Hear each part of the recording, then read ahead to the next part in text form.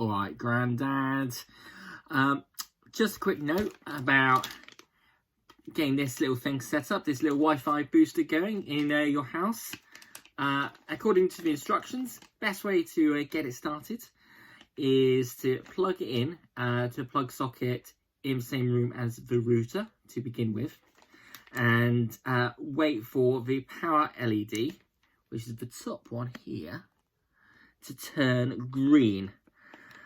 If it doesn't turn green, press the power on off switch, which is here, and that should do the trick. I say do the trick, that should get it switched on. The next step is to try and get it connected to the Wi-Fi. Now, there are two main ways of doing it. I'm going to use this video to talk you through the easier way, but all the instructions and all the other information will be in a handy instruction book. So,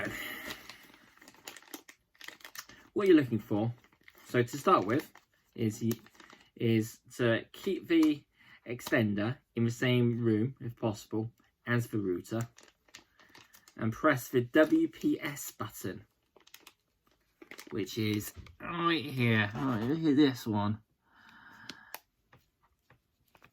And hopefully you see the WPS light blinking.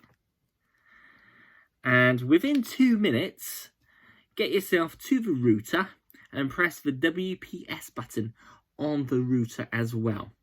Now, hopefully, that should connect this up with your router. Now, looking at the instructions, at that point, unplug the extender and move it to a new location, which is halfway between where your router is and where the poor Wi-Fi signal is. So maybe in your kitchen, perhaps. But it's got to be but this has got to be in reach of where you can get Wi-Fi from the router at the moment. Plug this in to a power socket. Wait for the power LED, which again is the top light, to turn green, and the router link LED, which is up here, should turn on. It should light either, according to this, it should light either amber or green.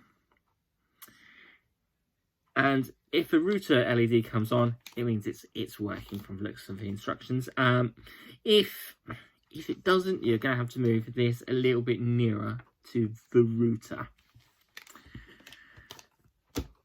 There's a few more bits and pieces involved. So, for example, there's a little bit of information here about the name of the Wi-Fi network. It'll basically be the same as what you're currently connecting to, but with _ext attached to it. The password will be exactly the same as what you currently have, and it does go on to talk about testing the Wi-Fi range and things like that.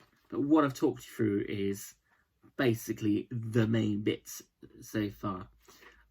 If that doesn't work, there's a little bit more to it. There's what's called a Netgear installation assistant. The instructions for it start on page 10, and it's a very much kind of step-by-step approach. Good luck. Let's see how it goes.